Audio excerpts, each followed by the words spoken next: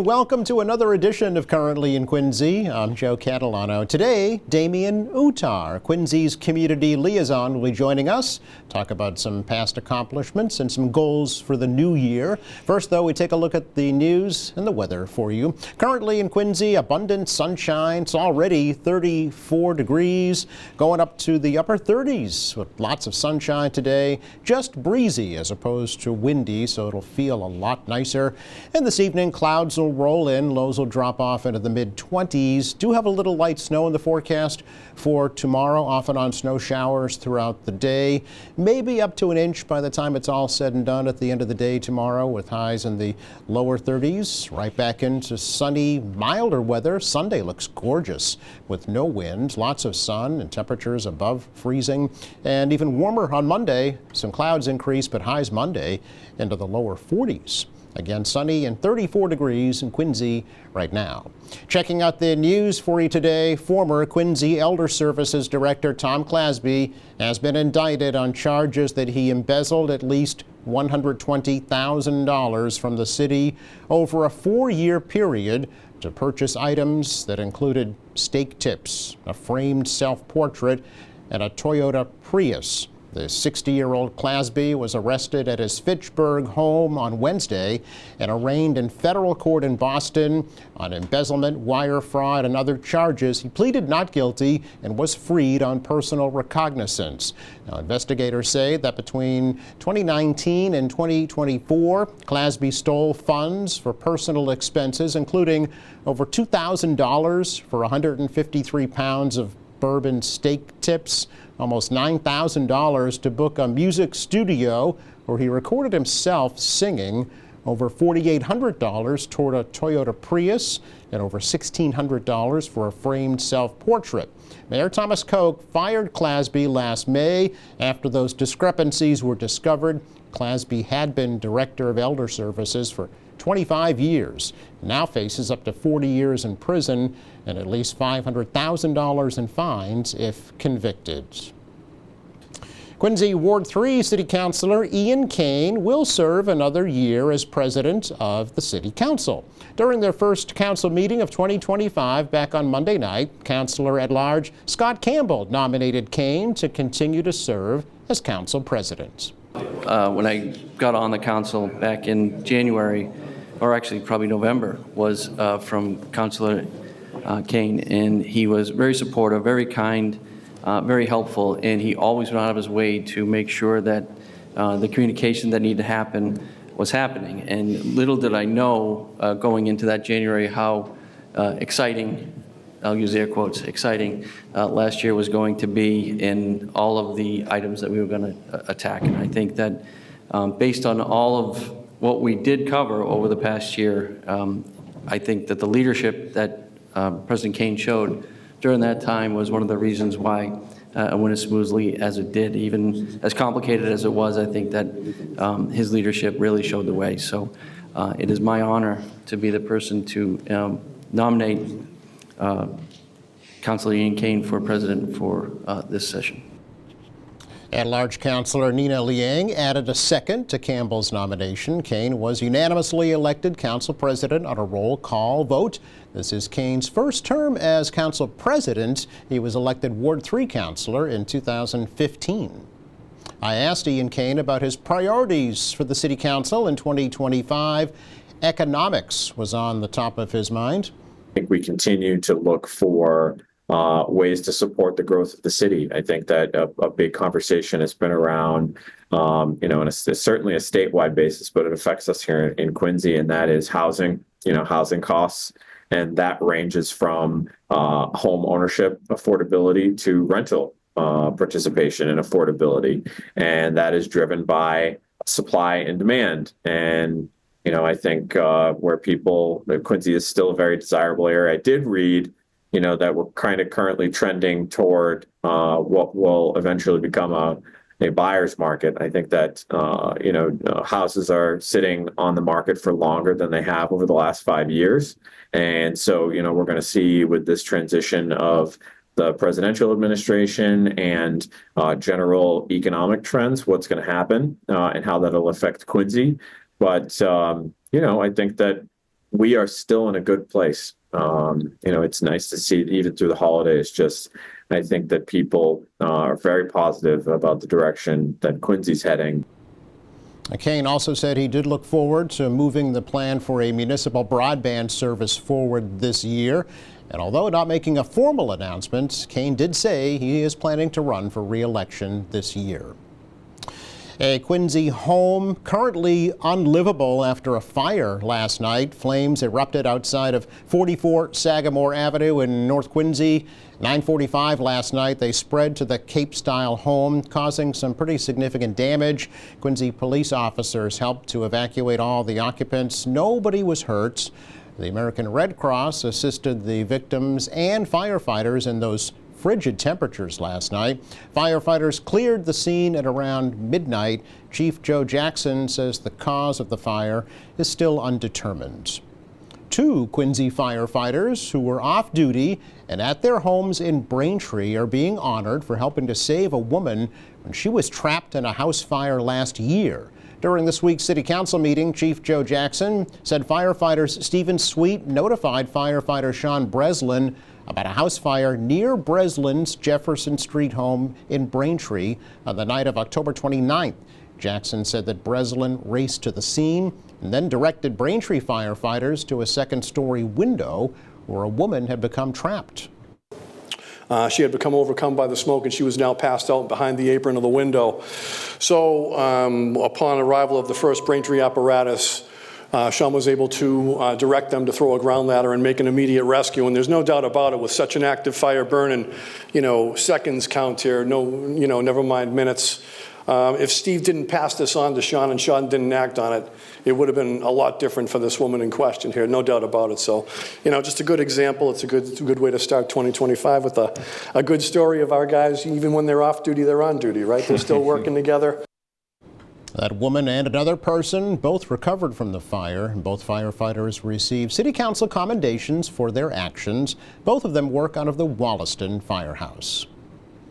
Interfaith Social Services of Quincy says it provided more than 6,000 gifts for 1,000 children across the South Shore this holiday season.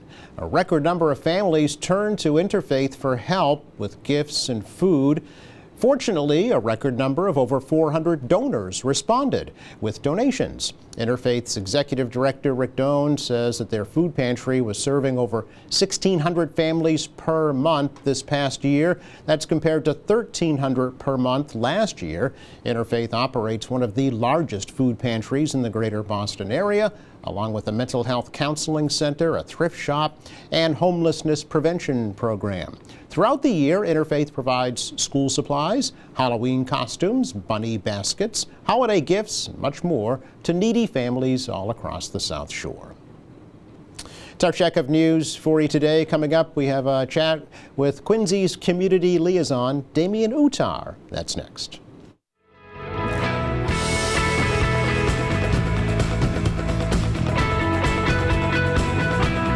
Welcome back. It's been a little while since we've had Damien Utar here on the program, the City of Quincy's community liaison. So what better time than the start of the new year to bring him back and let folks know a little bit about his position and about what he has planned for 2025. So Happy New Year, Damien, first of all. Happy New Year to you, Joe, and thanks for having me. Oh, a pleasure, as always. I guess a good place to start would be when did you start working for the City of Quincy, and what is the community liaison? So I started, actually, the position became active on June 5th of 2023. Okay.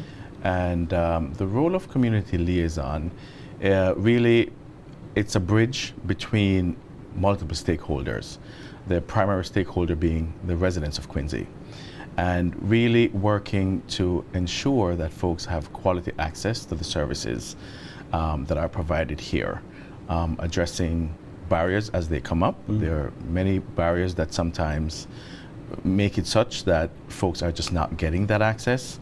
And so part of my job is to work with other departments and agencies to address those barriers and learn from some of those experiences, Right. so that way we decrease those barriers over time.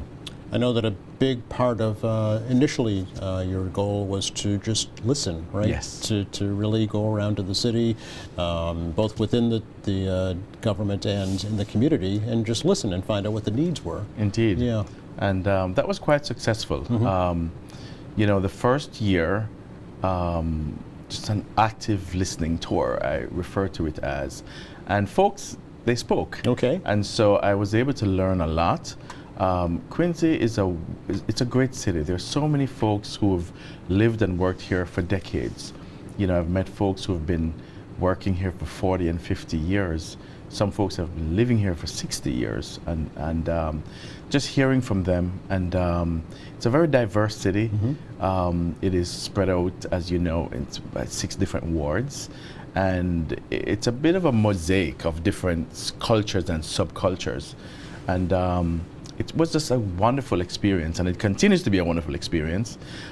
Just listening and learning, and you know, just getting that historical perspective. And quite frankly, that is an activity that I will be continuing for the duration of time, because things change. And you know, being the 7th largest city in the Commonwealth with almost 102,000 people, that's a lot of listening and a lot of touring. So I'll be doing that for the foreseeable future. It's important to point out, though, that you yourself are a product of the city. Right? I am. Yeah. I am an So immigrant. you're a part of that fabric. Indeed, Yeah. absolutely. I'm an immigrant to the city. I've lived here now for 24 years, and you know, I'm honored and humbled to call it home. Yeah. And now to serve the city. Yeah. Have you learned things through this role about the city that you didn't previously know? Yes. One of the major things that I learned was the, and pardon me, I may be butchering it a little bit, but the first lady from, I believe it was it Sierra Leone? She came here and talked about the history between, I think it was John Adams or John Quincy Adams, and he provided pro bono legal services to a slave that was captured from Africa and brought here. And you know, that's a rich piece of history that I think needs to be told more often. Yeah. Things of that nature needs to be told more often. Yeah, it was President John Quincy Adams Yes. Defending the slaves aboard the ship, the Amistad. Yes, indeed. Successfully, actually. Absolutely. Yeah, and as you mentioned, for free. Yes, indeed. Yeah. So that was a very heartwarming lesson to have learned. Sure. So what would you consider kind of some of your major accomplishments so far? As I mentioned, the listening tour. Yes, Also, from a more tangible standpoint, we've created a link to the city's website. Yes. So the role now has become a lot more visible, and we're seeing that in terms of the day-to-day operations. We're getting a lot more phone calls, a lot more emails, because there's a link to the role on the city's website. Great. So folks are learning about the role that way, and they are utilizing that link and reaching out. Some of the other accomplishments is just really having that visibility throughout the city, and also developing strong partnerships with a number of departments and agencies throughout the city. And some of those departments is the health department, the police department, community police, or library, Manatee Community Health, Bay State Health. And in fact, right now we are meeting, there's 5 departments that we meet all monthly at the library, myself, the police, Manatee, and Father Bills.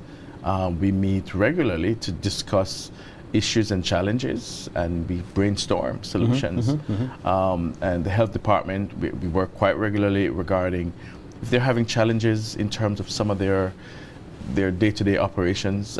Some of the folks that they serve have social, emotional, or sometimes mental health challenges, and they need that extra assistance in terms of trying to bridge some of those challenges. And so they will reach out, and I go along with them to do some of the inspections. And so those are real tangible ways in which the role has been utilized. Yes. I'm also developing a lot of relationships with community groups, and just being aware of what they're doing and supporting some of what they're doing as well. And just again, like I said, having that sense of visibility and responding to people in a quick and sort of a timely way has been some of the achievements thus far. The other thing is that because Quincy does not exist in a vacuum, and so I am now part of a number of statewide coalitions, some of which are the Massachusetts DEI Coalition, and that coalition has over 60 cities and towns represented. And so we meet twice a month, and I'm really learning a lot about different cities and different towns and how they're addressing some issues and what exists outside of Quincy, what's working well, what's not working well. And that, I think, puts us in a very good position to be proactive in looking at some of the social and cultural challenges that may not necessarily be pervasive in Quincy. Yes. But we live in a transient time. People are moving in and out, and what we understand the sociocultural challenges to be today may not be the same as 5 years from now. So it's really good to be prepared. Yeah. You and I were speaking before the program about kind of the differences between constituent services that exists within the city and community liaison. I think it might be important to explain that, just to give an idea for why folks would reach out to you as opposed to constituent services. Right. I think the best way to do so is just to give an example or two. Yeah, I agree. So someone calls the constituent services department if they just want a simple question to be answered.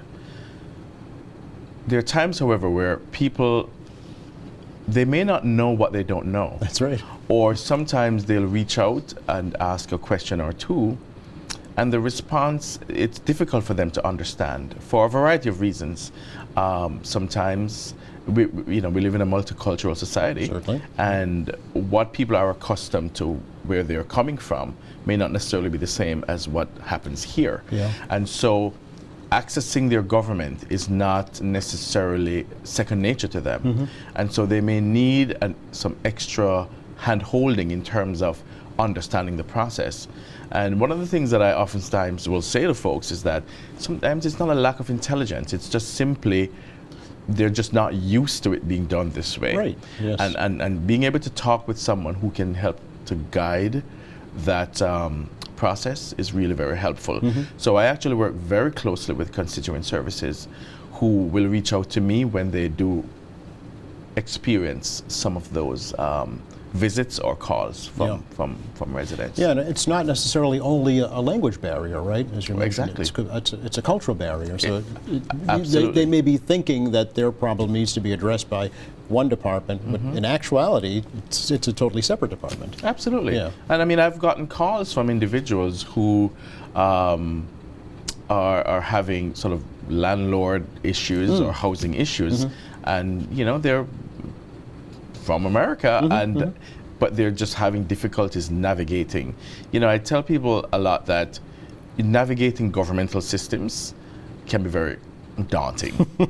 Very daunting. Yeah, even at the municipal level, for sure. Absolutely. Yeah. And the other thing is, people sometimes they're reaching out when they are at a point emotionally and where they're just spent. Yes. And sometimes they need someone with a kind of a background to be able to appreciate that and sort of help to lay the foundation and guide a process. Yeah. And so I'm useful in that regard as Yeah, well. well, and you really need to be skilled at listening and determining what the real problem is and how to best to help them. Absolutely. And let me just end that part by saying that sometimes people just need to vent. And so it's not necessarily that they are looking for tangible answers, but it's just more that they want a space to vent. And so I can provide that as well. Yeah, absolutely. Yeah. The bar side chat, if you will, right? Indeed. Let's talk about some of your goals for 2025, if we can, Damien. Yes.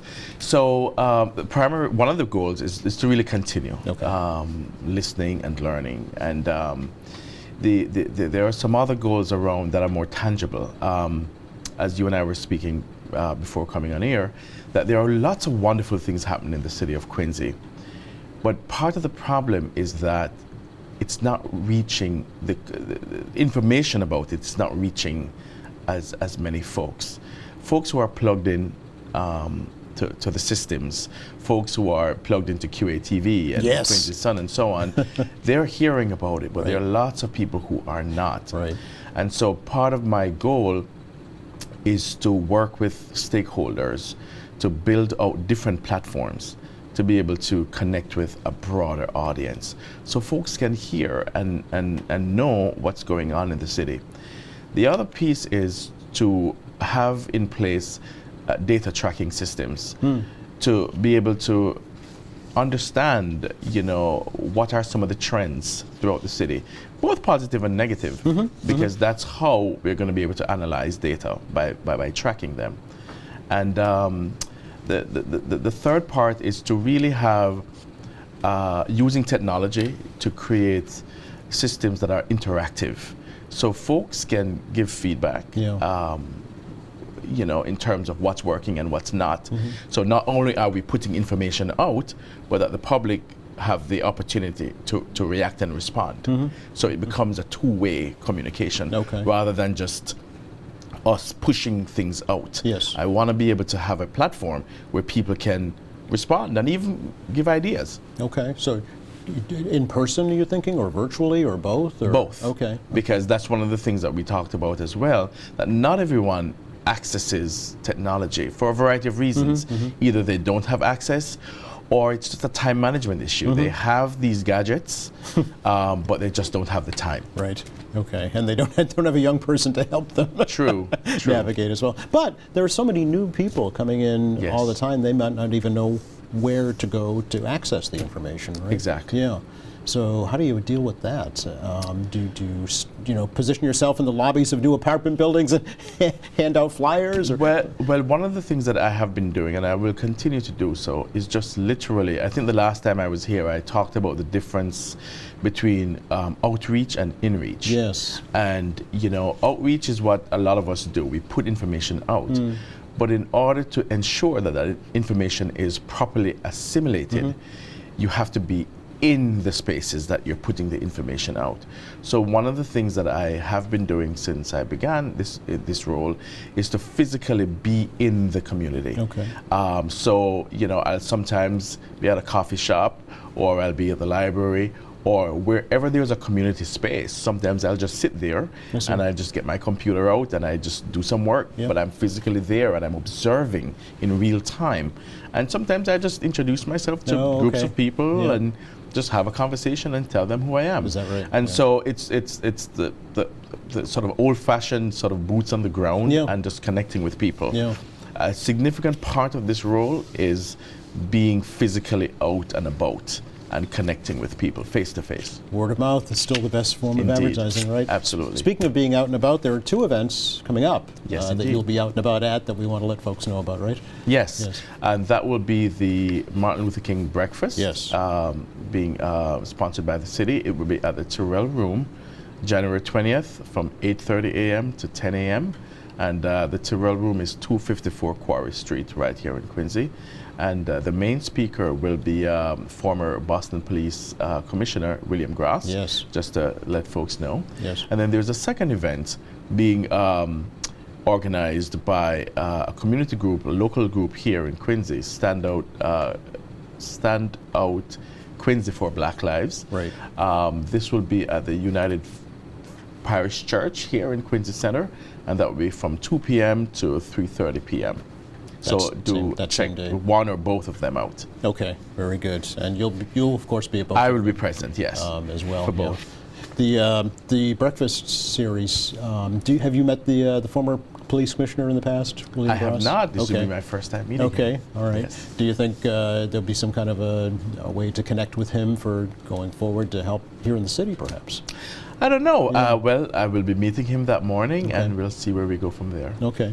Are you concerned, Damien, with, you've probably heard about recently kind of corporate pushback against some of their DEI policies? I know that your position came about as a result of a discussion about DEI issues here in the city. What do you make of that? I'm not sure in terms of what's happening in other spaces, but what I do know is that, here in Quincy, the approach that I'm taking and that we're taking is to we address all individuals and to ensure that everyone is treated fairly and that everyone has quality access to services. And I think that the creation of this role speaks to that, in that we're taking the kind of approach that whatever the barriers are, we're looking to address those in a fair and equitable manner. Yeah. We've been putting up your phone number as well as your email address so folks can reach out to you directly if they have Absolutely. questions or concerns. Absolutely. All right. Great to see you. Same here. Happy New Year. The very same to you. Thank you very much. Just enough time to check the forecast for you for the rest of the day. Today it's nice, it's sunny, it's not nearly as windy, and it's above freezing. So highs in the upper 30s this afternoon, down to the mid-20s this evening. Tomorrow's a little wintry with some snow and some snow showers around, but really won't amount to much, maybe an inch by the end of the day with temperatures in the lower 30s. Beautiful on Sunday. Get out and enjoy it. Upper 30s and even warmer on Monday. Thanks again to Damien Utar for joining us today, the City of Quincy's Community Liaison. Thank you for having me, Joe. You are welcome. Thanks to our crew. Thank you for watching Monday here on the show. Speaking of Manic Community Health Center, we're going to help you keep those healthy New Year's resolutions with a nutritionist and a dietitian. Meantime, check our website, qatv.org. All of our latest programs, there's news, information, video on demand, live streaming, much more. For all of us here at QATV, I'm Joe Catalano. Have a great weekend.